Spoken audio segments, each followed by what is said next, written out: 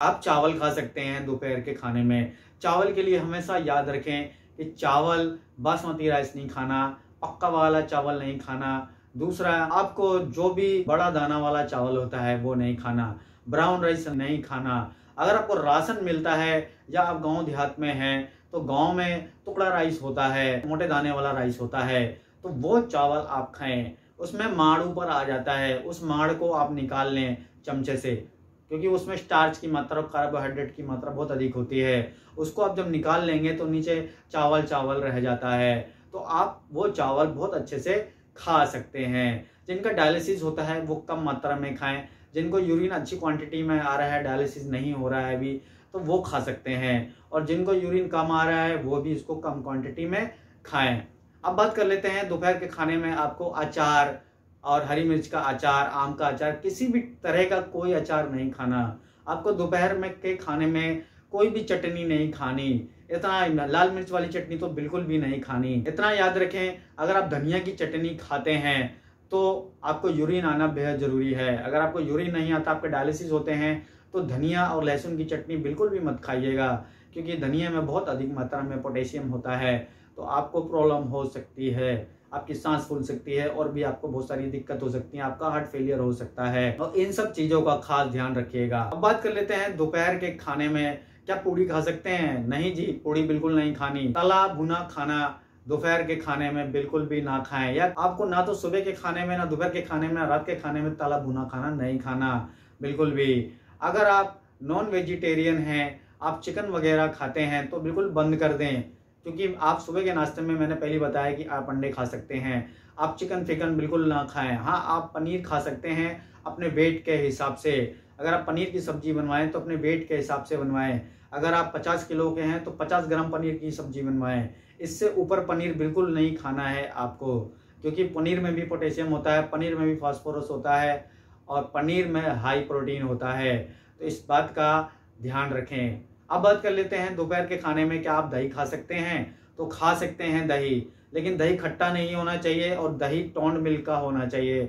दही full cream मलाई वाला दही नहीं होना चाहिए, इतना याद रखें, क्योंकि इससे आपका कोलेस्ट्रॉल लेवल बढ़ेगा, आपको हाई प्रोटीन मिलेगा तो आपको प्रॉब्लम हो जाएगी। इसलिए हमेशा टोंड मिल्क का ही दही का प्रयोग करें। और खट्टा दही बिल्कुल मत खाइएगा। दही बिल्कुल मामूली खट्टास होनी चाहिए, इसमें ना के बराबर। ऐसा दही आप खाएंगे तो आपका फास्फोरस नहीं बढ़ेगा और आपको दिक्कत नहीं होगी और आप दही खा पाएंगे, तो ऐसा दही खाएं।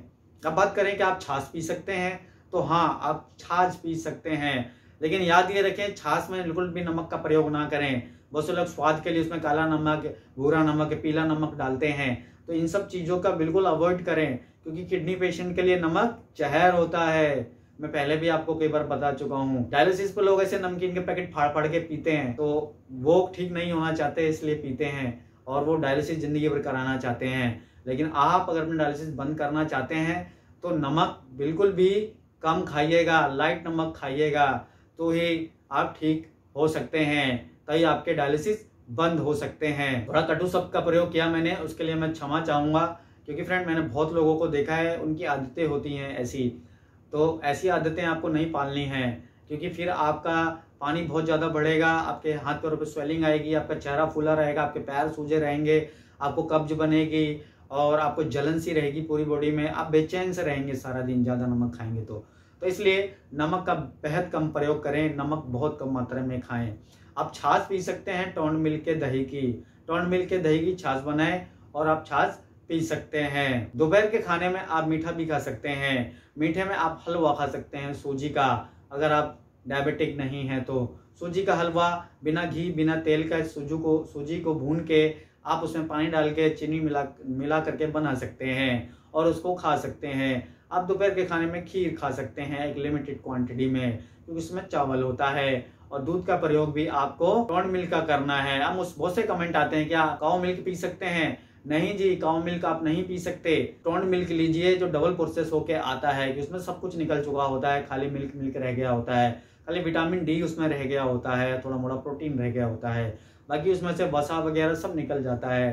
तो आप वो मिल्क लीजिएगा, प्रोसेस मिल्क, वो बेहतर रहेगा आपके लिए। अगर कुछ बचता है तो आप मुझे कमेंट करके पूछ सकते हैं। आप मुझे इंस्टाग्राम पे और मुझे फेसबुक पे फॉलो कर सकते हैं। और आपके कोई भी डाउट है, आपको कोई भी परेशानी है तो आप मुझसे जान सकते हैं। और एक बात याद रखिएगा कि डाइट बेहद जरूरी है किसी भी बीमारी को ठीक करने के लिए। चलिए फ्रेंड, वीडियो को समाप्त करते हैं। धन्यवाद।